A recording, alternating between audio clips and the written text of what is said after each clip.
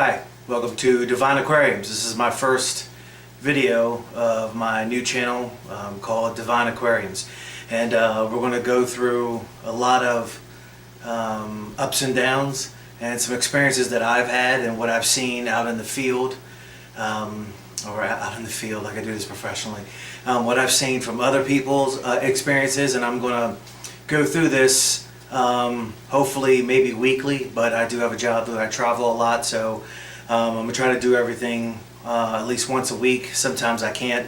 Sometimes the videos are taking a little bit longer than what I thought it would be. So I'm going to go over some of the things that I've experienced and how I do certain things. And maybe you guys who are new to the aquarium world, you can take and take it and use it as your will, or you can improve on how I even do things. So just to give you a little bit of background about myself, I've been in the aquarium business now for 20 years. I shouldn't say business, in the art of keeping fish for about 20 years now. So I have a lot of experience. I'm no expert by any means, but on this channel, if it's a fact, I'll state it's a fact. If it's my opinion, I'll definitely make sure you guys know it's my opinion. So now that we got that out of the way, I just wanted to go over some few tips and tricks that we have that I have for you today. Just because, well, you know, we're always looking for an easier way to deal with our aquarium. So one of the things I always wanted to do was always start off with what I use. You know, for instance, I primarily only use Seachem products. I'm a firm believer in Seachem. To me, they are the best company out there. Not just because of the products, but just their customer service. When you call them on the phone or send them an email, they're going to give you the right information, and they all have degrees in these fields in some way, shape, or form. Some are chemists, some are marine biologists, but they do it because, well, they love the art of fish keeping.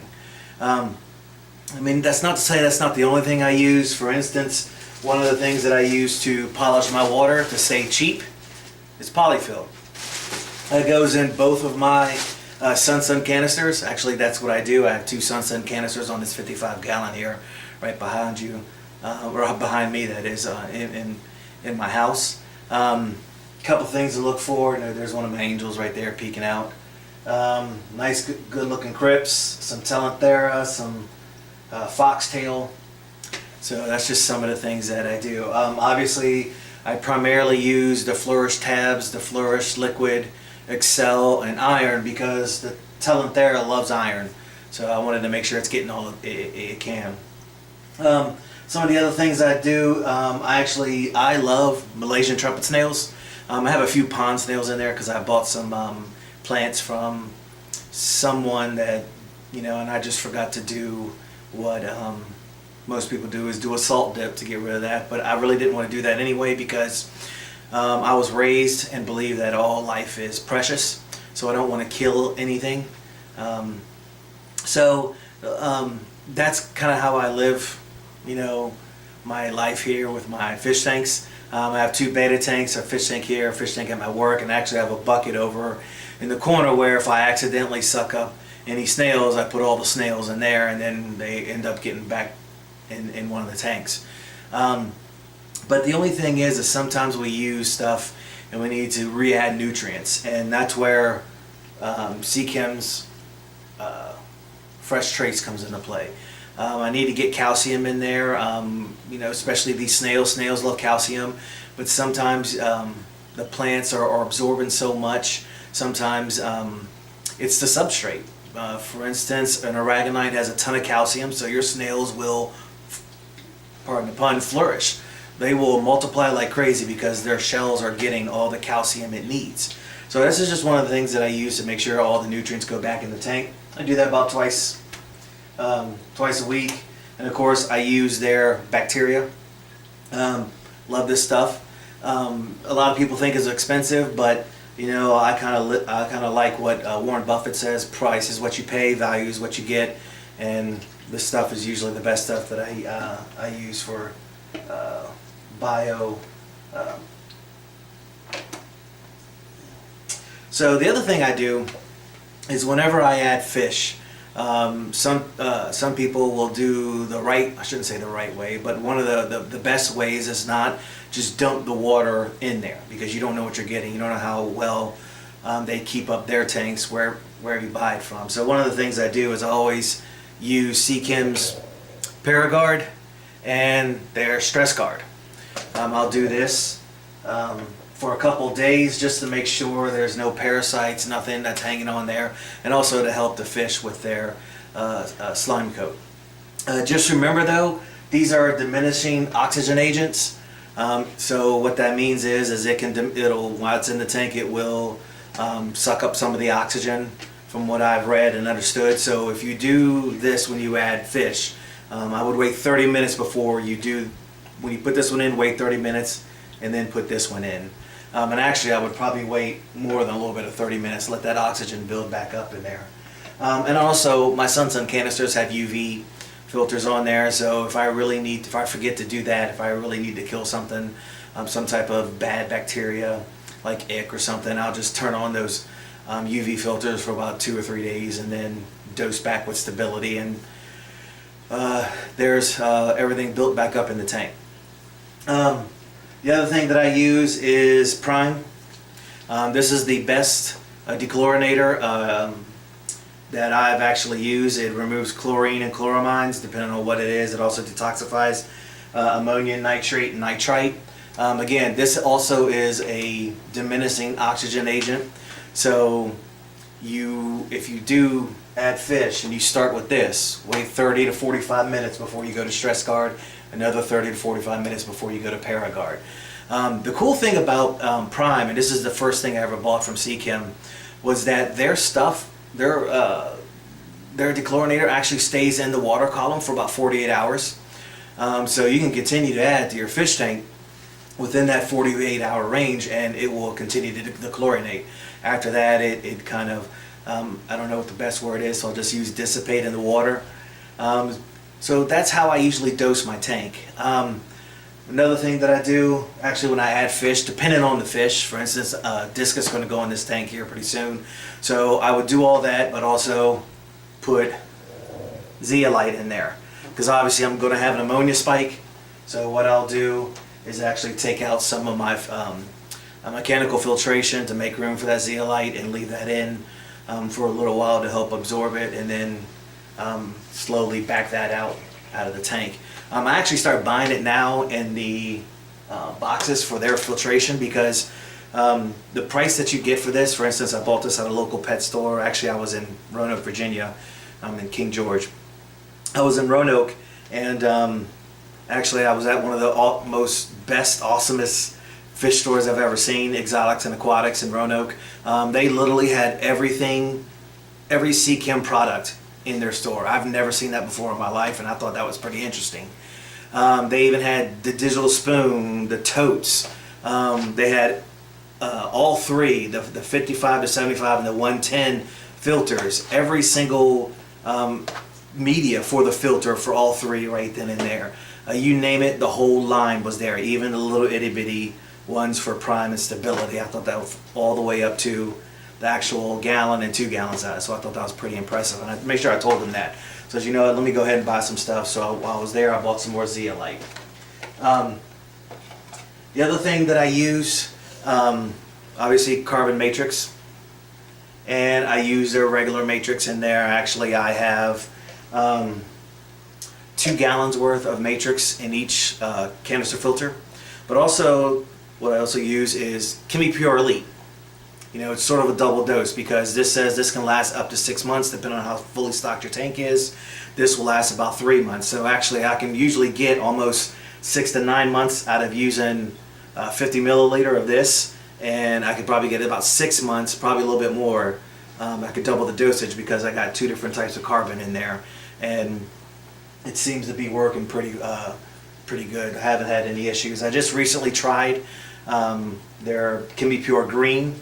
In one of my tanks it was a little bit too much, and I got a little bit of algae, so I'm going to go back to the ChemiPure Elite for that one.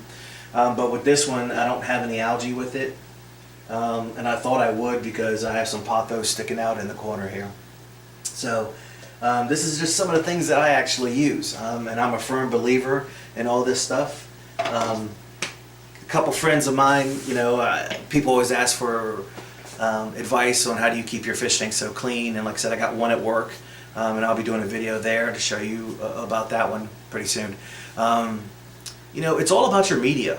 You can have a cheap, inexpensive filter, but if you're putting quality media in your tank, it will look that clear.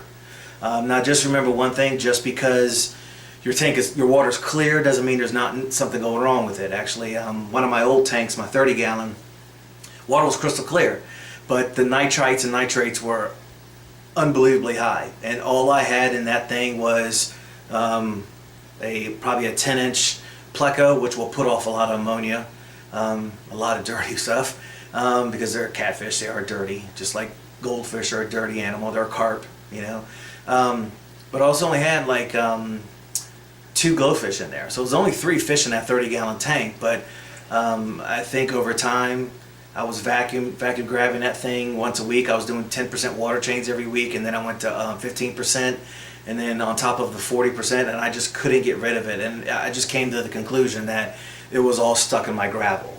And at that point I said, you know what, no more gravel. All my stuff now actually has some type of sand in it. I just go with sand. It's what's natural in the tank. Only bad thing about sand is that you will get air bubble pockets in the sand, but with having Malaysian trumpet snails, they just gas that all off anyway, because they burrow underneath the sand and then they gas right off. Some of the other things that I use: pot scrubbers. Cleanest way to clean a glass tank. Now I wouldn't use this on an acrylic tank, because acrylic tanks are expensive. Glass tanks at Petco, you can get them for $1 a gallon.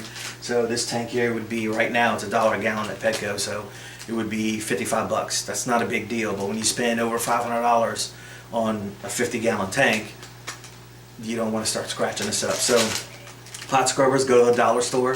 That's usually where I get a lot of this stuff. One of the other things that I use is Seachem's, get rid of that, Seachem's Purigen. I'm a firm believer in that stuff. That stuff works. And I actually have a lot of it in here, and I'll show you a video coming up soon on how to regen that kind of stuff. But what I do is I just went and I got one of these cups. One of the best things about these cups is they're already marked. See? 1 cup, 2 cup. So 1 cup of water, another full cup of Clorox bleach, and then you stick it in and boom, now you know you have your 1-to-1 basis. And it sits right in. So this is another thing that I like to do. The other thing I like to do is I keep everything, because you never know when you want to change something. I keep all my stuff. And when I do that, as you can see, everything is in there. I have a lot of stuff that's in there. A lot of T-valves and stuff like that. Pre-filters, hangers, suction cups. I keep all that stuff, because you never know when you're going to add something or take something out, or something goes bad. Same thing with all the extra stuff that I'm not using for my canister filters. So a nice clean way of keeping everything in line. Another thing I like to do that I just started doing lately was when I go buy fish, eventually, because of where I live, it's not like the pet store's right around the corner. So while I'm driving and I'm holding a bag of water filled with fish, my arm's going to get tired. So actually what I started doing is keeping a box, but to make sure it fits, I save these little air insulation pocket things that make room, and I wrap it around, and I wrap this around my seat belt on my passenger side, and now I know this thing isn't going anywhere, and the fish isn't going to be sloshing around and stuff like that, feeling like it's an earthquake. So that's just some of the things that I do. I don't do CO2, because I'd rather do it with the liquid, like I said, because I'm always out of town. But I still like to run the CO2 the bubblers, because you can get really fine bubbles out of it. The only thing is, after a while, you will have to do some Clorox bleach in here. So what I started to do to make sure this thing actually works is I would fill this up with sand and then stick this in the sand like so, and now it's not going to go anywhere. And I made sure I poured the Clorox in there. So that's another good thing. Like I said, fill it with sand and it'll stay just like that. Because I had a hard time with the suction cups, because they would fall off, the Clorox would fall, and then it's not, cleaning this out. So that's just some of the things that I actually do with my tanks. The other thing, like I said, daily scrubbing sometimes. Actually, you can probably see, here's a pond snail right there. There's a couple more. Their pond snails are out, the Malaysian trumpet snails aren't. I have some baby cories in there. They're recreating in the tank. They're populating the tank, so I may have to take some of those to work. But welcome to my channel. I have over 20 ideas that I'm going to use. For instance, my next video is all going to be about how I cure or treat my wood before I put it in the tank. Because I do have 2 angels in there, I'm going to add some more wood and kind of change things up so they don't attack the discus when I put them in there. A couple other things, like I said, I'll do the Purigen recharge to show you guys how I do it, step-by-step basis. The other cool thing, like I said, I got 20 of these videos lined up, so hopefully I can help you guys and we can learn together. So, as always, thanks for watching.